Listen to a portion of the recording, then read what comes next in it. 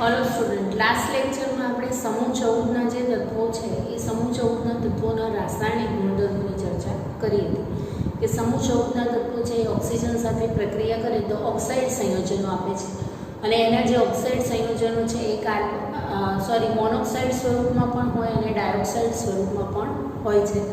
એના પછી પાણી સાથેની પ્રક્રિયામાં આપણે જોયું હતું તો સમૂહનું ખાલી ટીન તત્વ જે છે એ જ પાણી સાથે પ્રક્રિયા આપે છે, જ્યારે બાકીના તત્વો છે એ પાણી સાથે પ્રક્રિયા આપતા નથી। સમૂહ 14 ના તત્વો છે MX2 અને MX4 પ્રકારના હેલાઇડ સંયોજનો આપતા હોય છે। હવે એના પછીનો ટોપિક છે કે કાર્બનના અપર રૂપ। અપર રૂપ એટલે શું? તો કોઈ પણ તત્વ હોય એના 2 કે 2 થી વધારે રૂપ હોય અને એ જે 2 કે 2 થી વધારે જે રૂપ છે એના ભૌતિક ગુણધર્મો જુદા જુદા હોય પણ એના જે રાસાયણિક ગુણધર્મો છે એ સમાન હોય અને એ જે ગુણધર્મ છે એને અપર રૂપતા કહેવાય અને એ બે જે તત્વોના જુદા જુદા રૂપ છે એને આપણે શું કહીશું? અપર રૂપો। તો ક્લિયર કે કાર્બનના અપર રૂપો એટલે શું? તો કોઈ પણ તત્વ હોય એના 2 કે 2 થી વધારે રૂપ હોય અને એ 2 કે 2 થી વધારે રૂપ છે એના ભૌતિક ગુણધર્મો સમાન છે પણ એના ભૌતિક ગુણધર્મો અલગ છે પણ એના રાસાયણિક ગુણધર્મો સમાન છે। કેમ? તો એમાં કન્ટેન્ટ તો કેવું છે? સેમ છે, એટલે રાસાયણિક ગુણધર્મો કેવા થશે? સરખા થશે પણ એના ભૌતિક ગુણધર્મો છે એ અલગ થશે અને એને અપર રૂપતા કહેવાય અને જે એના જે 2 અલગ અલગ રૂપો છે એને આપણે અપર રૂપો તરીકે ઓળખીએ છીએ। હવે કાર્બનના અપર રૂપોમાં હીરો અને ગ્રેફાઇટ જે છે એ કાર્બનના અપર રૂપો તરીકે ઓળખવામાં આવે છે। કાર્બનના ઘણા બધા અપર રૂપો છે પણ મુખ્યત્વે જે પ્રચલિત કહીએ એમાં હીરો અને ગ્રેફાઇટ છે એ કાર્બનના સ્ફટિકમય અપર રૂપો છે। હીરો અને ગ્રેફાઇટ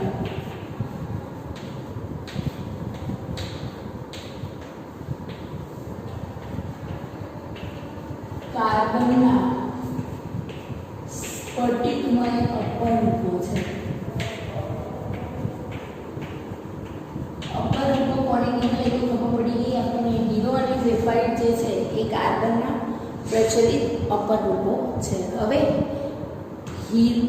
હીરો જે છે એની આપણે ચર્ચા કરીએ તો હીરામાં શું છે? આપણે કીધું એમ કે કાર્બનનું અપર રૂપ છે એટલે કાર્બન પરમાણુઓ છે એ આખા ત્રિકોણીય જાળીદાર રચનામાં એકબીજા સાથે ગોઠવાયેલા હોય છે કે કાર્બન પરમાણુ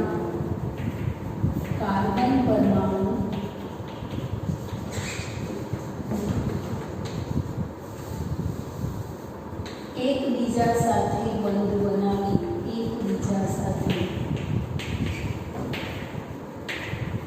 બંધ બનાવી ત્રિકોણીય દ્વિપરિમાણીય જાળીદાર રચના બનાવે છે કે આ રીતે કાર્બન છે બુકમાં આપેલું છે તમે જોઈ શકશો પણ આ રીતે કાર્બનના પરમાણુ જે છે એ એકબીજા સાથે ગોઠવાયેલા હોય છે। આ જે કોર્નર પડે છે ત્યાં કાર્બન ગોઠવાયેલા હોય છે અને કાર્બન વચ્ચે બંધ બનેલા હોય છે। આપણને ખબર છે કે કાર્બન કેટેનેશનનો ગુણધર્મ ધરાવે છે અને કાર્બનના કેટેનેશનના ગુણધર્મને કારણે એમાં કાર્બન પરમાણુઓ જે છે એ કાર્બન પરમાણુઓ વચ્ચે કાર્બન વચ્ચે શું બનેલો હોય છે? બંધ બનેલો હોય છે અને આ જે કાર્બન વચ્ચેનો જે બંધ છે એ કાર્બન વચ્ચેના બંધની બંધ લંબાઈ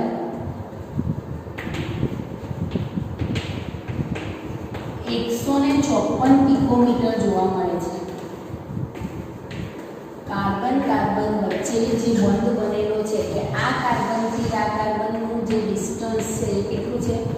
154 પિકોમીટર જેટલું છે અને કાર્બન જે છે એ કાર્બનમાં sp3 સંકરણ જોવા મળે છે કે હીરામાં sp3 સંકરણ જોવા મળે છે કે બધા જ કાર્બન છે એ આ રીતે ત્રિકોણીય દ્વિપરિમાણીય જાળીદાર રચના ધરાવતા હોય છે અને ત્રિકોણીય દ્વિપરિમાણીય જાળીદાર રચનામાં જે કાર્બન કાર્બન વચ્ચેનું જે ડિસ્ટન્સ છે એ કેટલું છે 154 પિકોમીટર જોવા આપણને મળે છે અને જે સંકરણ છે એ sp3 સંકરણ જોવા મળે છે.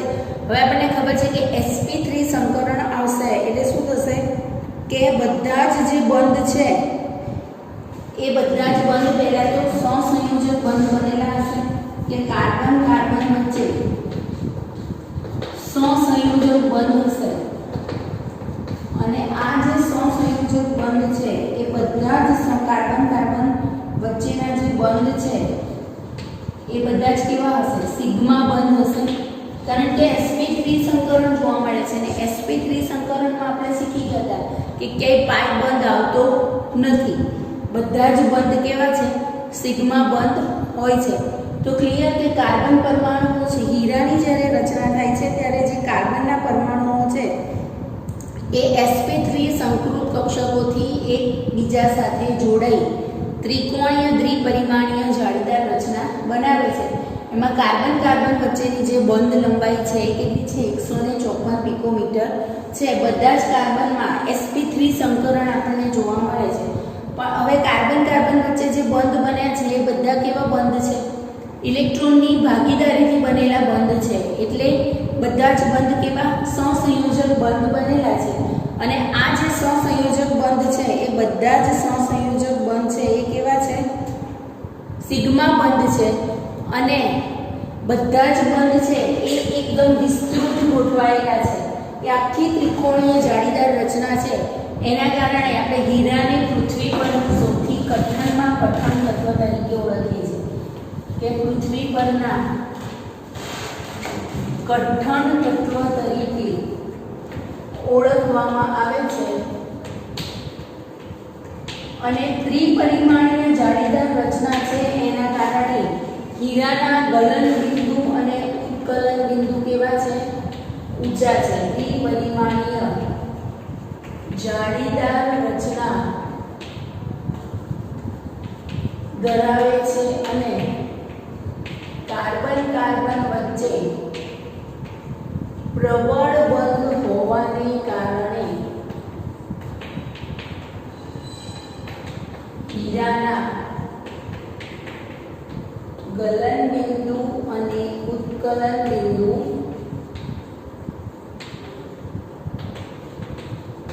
ઊંચા હોય છે. કેમ તો આખા બધા જ જે કાર્બન કાર્બન છે એકદમ વિસ્તૃત રીતે ગોઠવાયેલા છે અને વિસ્તૃત રીતે ગોઠવાયેલા છે અને કાર્બન કાર્બન વચ્ચે બધા સિગ્મા બોન્ડ છે અને સિગ્મા બંધ છે પ્રબળ બંધ છે આપણને ખબર છે.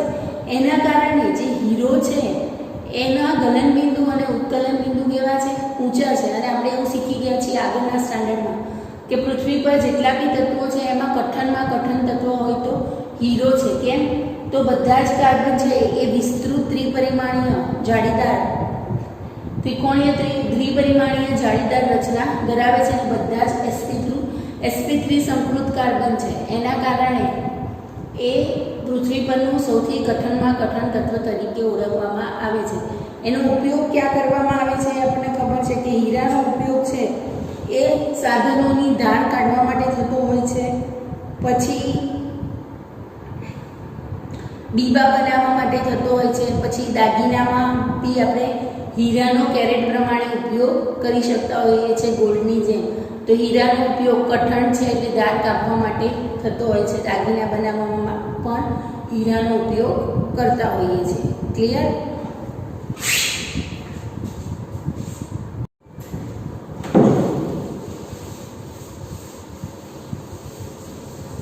એના પછી આવે છે ગ્રેફાઇટ. હીરો છે એમાં sp3 સંકરણ જોવા મળે છે એના કારણે એમાં કાર્બન છે એ ગોઠવણી કેવી હશે સમચતુષ્ફલકીય આકારમાં કાર્બનની ગોઠવણી થઈ છે. આપણને ખબર છે કે sp3 સંકરણ આવે તો એક પોઈન્ટ આમાં એડ કરવો હોય તો આપણે કરી શકીએ શું કે કાર્બન કાર્બનમાં sp3 સંકરણ થવાને કારણે બધા જ કાર્બન પરમાણુઓ છે એ સમચતુષ્ફલકીય હોય છે. હવે ગ્રેફાઇટ છે એ ગ્રેફાઇટ પણ કાર્બનનું સ્ફટિકમય સ્વરૂપ છે. ગ્રેફાઇટ કાર્બનનું સ્ફટિકમય સ્વરૂપ છે અને ગ્રેફાઇટ છે એ ગ્રેફાઇટ સ્તરીય બંધારણ ધરાવે છે.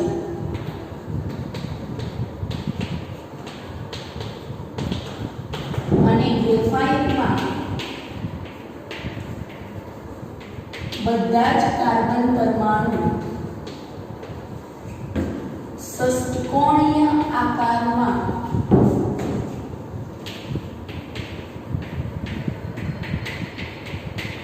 ગોઠવાયેલા હોય છે. અને ગ્રેફાઇટમાં બે સ્તર વચ્ચેનું અંતર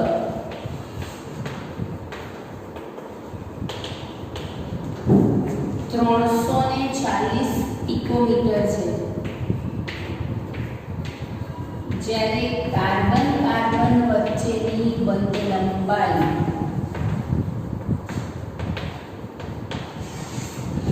141.5 પિકોમીટર છે. ડ્રો કરીને હું બતાવું છું. ગ્રેફાઇટમાં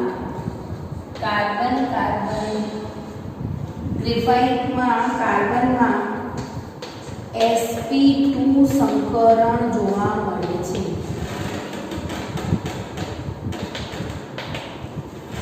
sp2 સંકરણને કારણે 3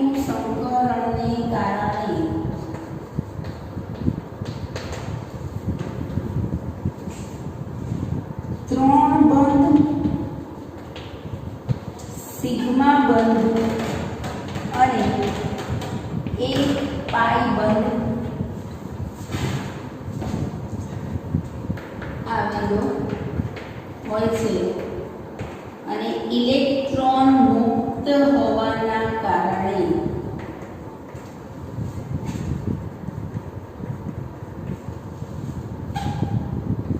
તે ગતિશીલ હોય અને વિદ્યુત પ્રવાહનું વહન કરે છે. એટલે ગ્રેફાઇટ છે વિદ્યુતનું સુવાહક છે. ગ્રેફાઇટ વિદ્યુતનું સુવાહક છે. અને ગ્રેફાઇટના જે સ્તર છે, ગ્રેફાઇટના સ્તરો વચ્ચે વાન ડર વાલ્સ આકર્ષણ બળ હોવાને કારણે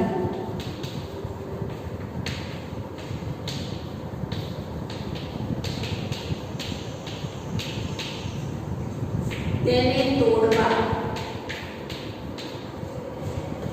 સરળ છે. ગ્રેફાઇટનો ઉપયોગ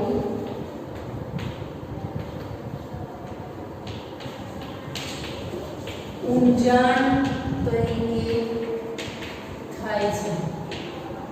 વિદ્યુતનો સુવાહક છે એના કારણે બેટરીમાં વિદ્યુત ધ્રુવો તરીકે પણ ઉપયોગી છે. વિદ્યુત ધ્રુવો તરીકે ઉપયોગી છે. હવે શું થાય કે ગ્રેફાઇટમાં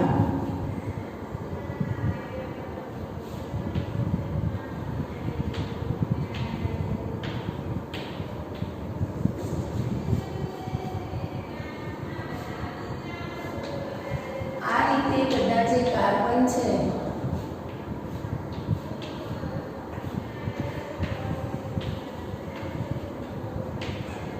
એ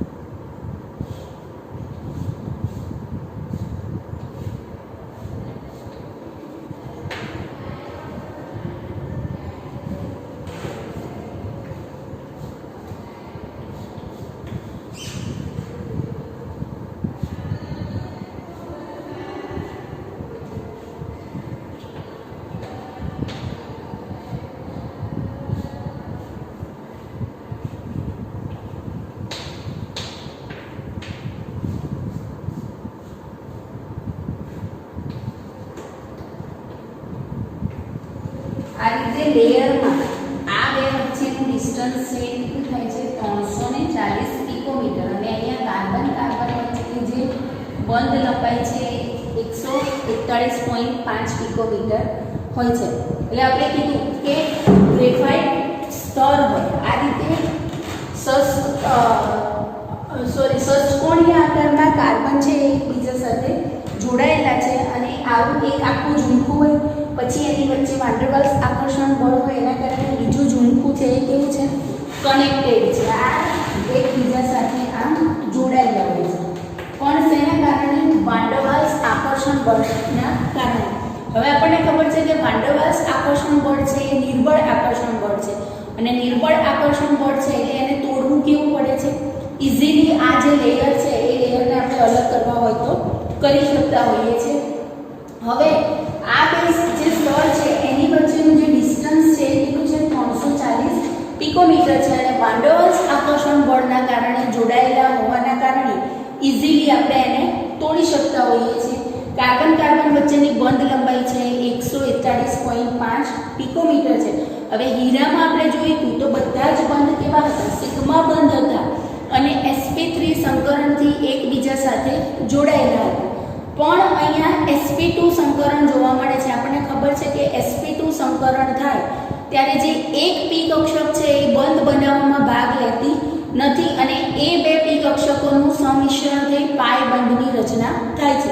એટલે જ્યારે sp2 સંકરણ આવશે ત્યારે શું થશે કે ત્રણ બંધ જે છે કાર્બન કાર્બન વચ્ચેના ત્રણ બંધ છે એ સિગ્મા બંધ બનશે અને એક પાઈ બંધની રચના થશે. પણ આપણને ખબર છે કે ઇલેક્ટ્રોન ફ્રી રહેશે અને ઇલેક્ટ્રોન કેવું છે? ગતિશીલ છે. ઇલેક્ટ્રોન ગતિશીલ રહેશે અને ફ્રી હશે એટલે એ શું કરશે? વિદ્યુત પ્રવાહનું વહન કરી શકે છે અને વિદ્યુતનું વહન કરી શકે છે એટલે આપણે એવું કહીએ છીએ કે ગ્રેફાઇટ છે એ વિદ્યુતનું સુવાહક છે કે એમાંથી વિદ્યુત પ્રવાહ પસાર કરવો હોય તો આપણે ઇઝીલી કરી શકતા હોઈએ છીએ. એટલા માટે ગ્રેફાઇટનો ઉપયોગ આપણે ઘણીવાર બેટરીમાં વિદ્યુત ધ્રુવ તરીકે કરતા હોઈએ છીએ. પછી આપણે કીધું કે આ જે લેયર છે, બે જે સ્તર છે એની વચ્ચે વાન્ડરવાલ્સ આકર્ષણ બળ છે અને વાન્ડરવાલ્સ આકર્ષણ બળ છે એ નિર્બળ આકર્ષણ બળ છે અને નિર્બળ આકર્ષણ બળને કારણે આપણે એને ઇઝીલી એ જે બે લેયર છે એને અલગ કરી શકીએ છીએ. એટલે એ શું થશે કે લેયર અલગ કરી શકે એટલે ઝડપથી સરકી શકે છે અને ઝડપથી સરકી શકે એના માટે આપણે ગ્રેફાઇટનો ઉપયોગ છે એ ઊંજણ તરીકે કરતા હોઈએ છીએ કે મશીનના સ્પેર પાર્ટમાં ને એમાં જ્યારે ઓઇલનો ઉપયોગ કરવો હોય ત્યારે આપણે ગ્રેફાઇટનો ઉપયોગ કરી શકતા હોઈએ છીએ. તો ક્લિયર? હીરા અને ગ્રેફાઇટમાં ડિફરન્ટ શું છે?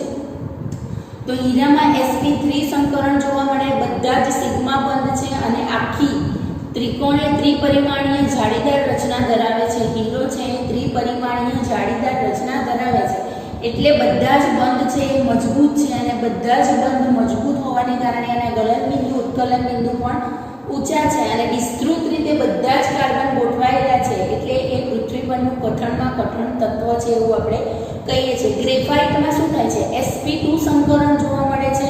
પહેલામાં બધા જ સિગ્મા બંધ હતા, અહીંયા 3 સિગ્મા બંધ અને એક પાઈ બંધની રચના થતી હોય છે. લેયર વચ્ચે હીરામાં કોઈ લેયર નથી જ્યારે ગ્રેફાઇટમાં લેયર છે અને એ બે લેયરને એ બે લેયર છે વાન્ડરવાલ્સ આકર્ષણ બળથી જોડાયેલા છે એટલે એને છૂટા પાડવા કેવા છે?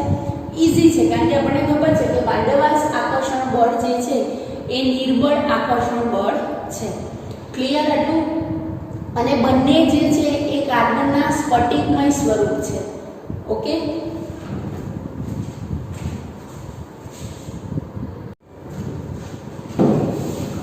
હીરો અને ગ્રેફાઇટ પછી આવે છે ફુલેરીન. ફુલેરીન વિશે આપણે 10th સ્ટાન્ડર્ડમાં ઘણું શીખી ગયેલા છે કે ફુલેરીન છે એમાં ઘણા બધા કાર્બન છે એ એકબીજા સાથે જોડાયેલા હોય છે. પણ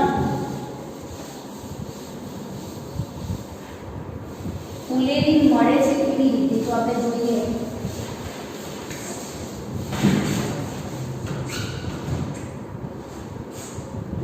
કે ફુલેરીન પણ કાર્બનનું એક અપરૂપ છે એવું કહી શકીએ આપણે કે ગ્રેફાઇટને જ્યારે નિષ્ક્રિય વાયુની હાજરીમાં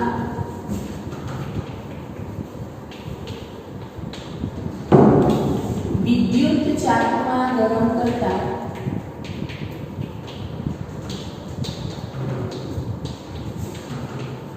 ફુલેરીન મળે છે અને એ જ્યારે બાષ્પ સ્વરૂપમાં હોય, બાષ્પ સ્વરૂપમાં તેમાં Cn જેટલા કાર્બન જોડાયેલા હોય છે અને વધુ પ્રમાણમાં C60 અને C70 તથા થોડા ઘણા પ્રમાણમાં C305 આવેલ હોય છે. એટલે કે જ્યારે આપણે ગ્રેફાઇટને વિદ્યુત ચાપમાં ગરમ કરીએ છીએ ત્યારે બધા જ કાર્બન પરમાણુ જે છે એ એકબીજા સાથે જોડાતા હોય છે અને એ જે જોડાયેલા હોય છે એમાં 60 કાર્બનનું એક ઝૂંખું, 70 કાર્બનનું એક ઝૂંખું અને 350 કાર્બનનું ઝૂંખું એકબીજા સાથે જોડાતું હોય છે અને બધા જ કાર્બન છે એ બેકી સંખ્યામાં આપણે જોઈએ છે કે 60, 70, 305 તો બધા જ કાર્બન બેકી સંખ્યામાં એકબીજા સાથે જોડાઈ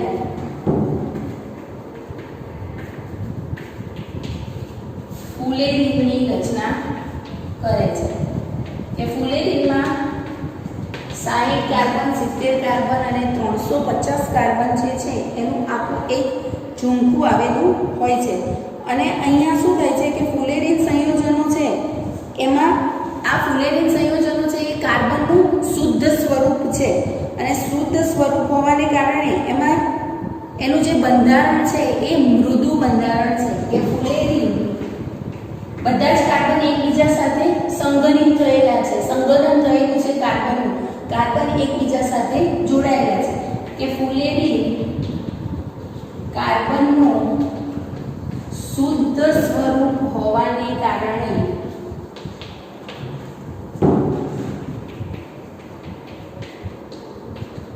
તે મૃદુ બંધારણ ધરાવે છે. એટલે કે નરમ બંધારણ છે, એનું બંધારણ છે એ કેવું છે?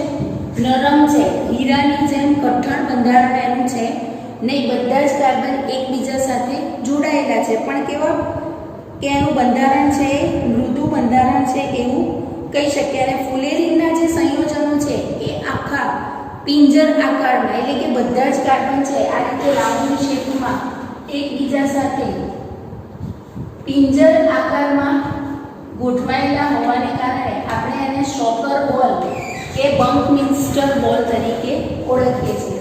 કે બધા જ કાર્બન એકબીજા સાથે પિંજર સ્વરૂપમાં ગોઠવાયેલા હોવાને કારણે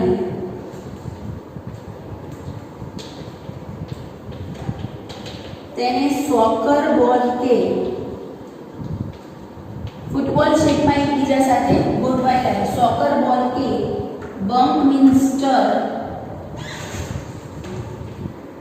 બોલ તરીકે ઓળખવામાં આવે છે.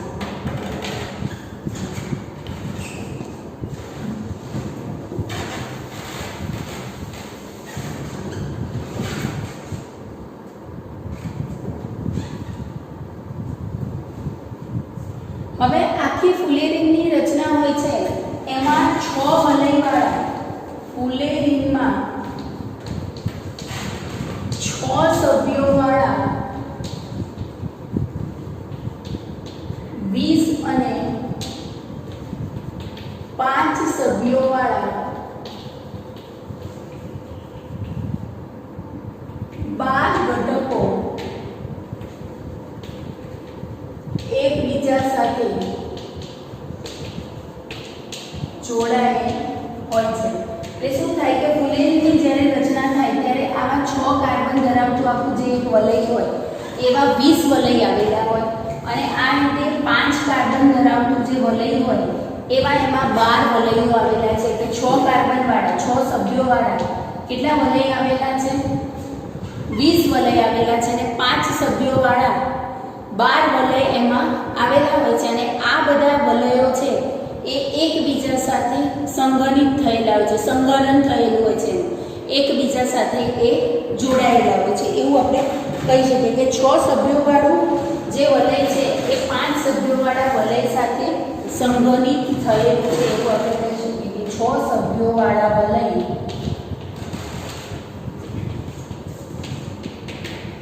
5 સભ્યોવાળા વલય સાથે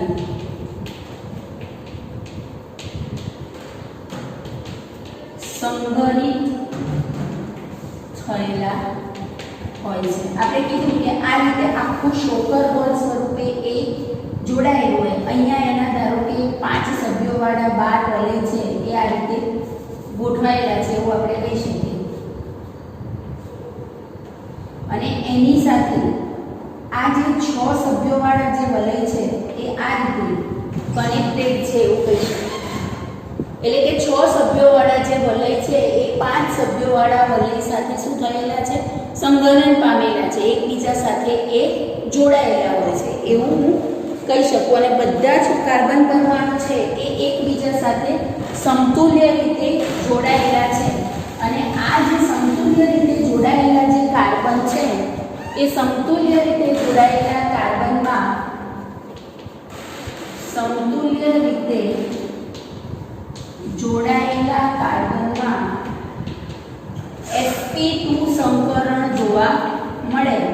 અને આપણને ખબર છે કે sp2 સંકરણ જોવા મળે એટલે sp2 સંકરણમાં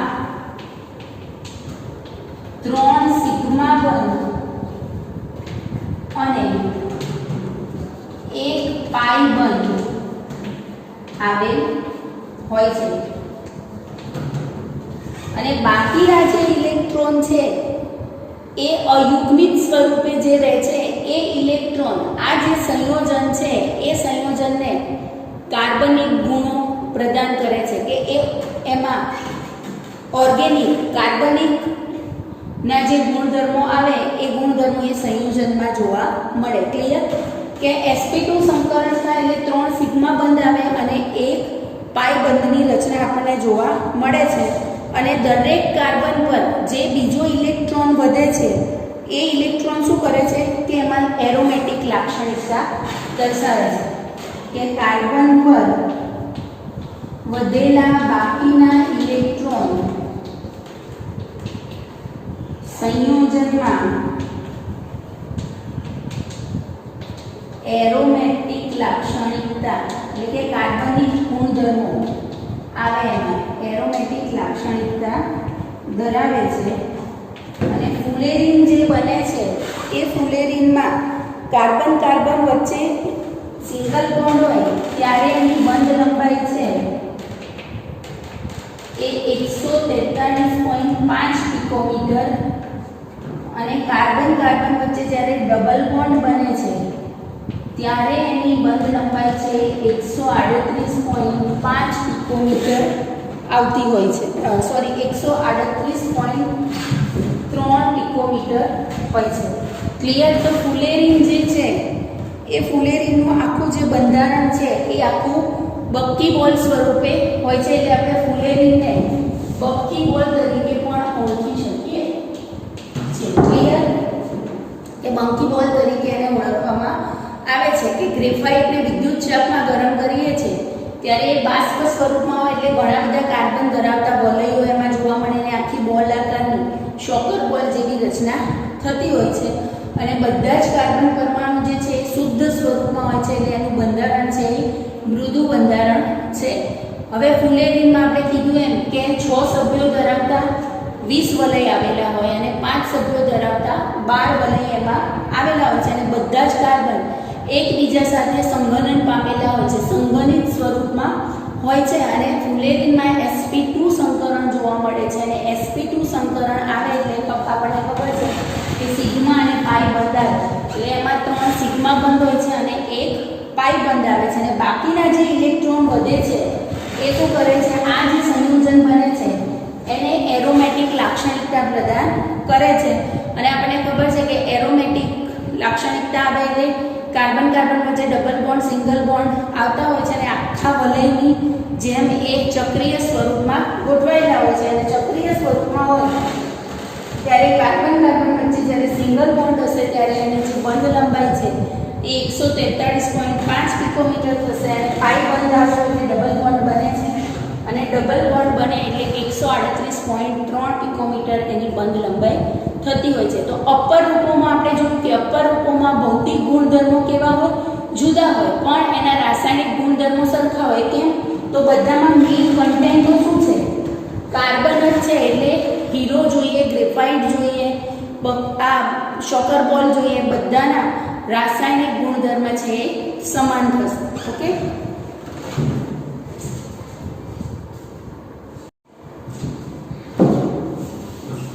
એના પછીનો ટોપિક છે કે કાર્બનના ઉપયોગો. કાર્બનના ઉપયોગો વિશે આપણને ઘણું બધું નોલેજ છે કે કાર્બનનો ઉપયોગ ક્યાં કરવામાં આવે છે.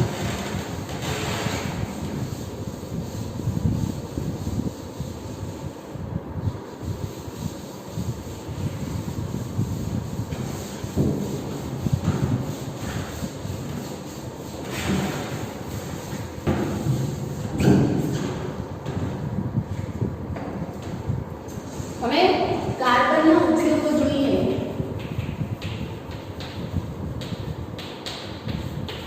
તો પ્લાસ્ટિકના રેસાઓ હોય એ રેસાની સાથે જો ગ્રેફાઇટને ઉમેરી દેવામાં આવે તો આપણને હલકા વજનવાળો એક સંશ્લેષિત પદાર્થ મળે છે અને એનો ઉપયોગ આપણે એઝ અ પ્લાસ્ટિકની સાથે ઘણી બધી જગ્યાએ રોકેટ બનાવવામાં, પછી જાળી બનાવવામાં એમાં કરી શકતા હોઈએ છીએ.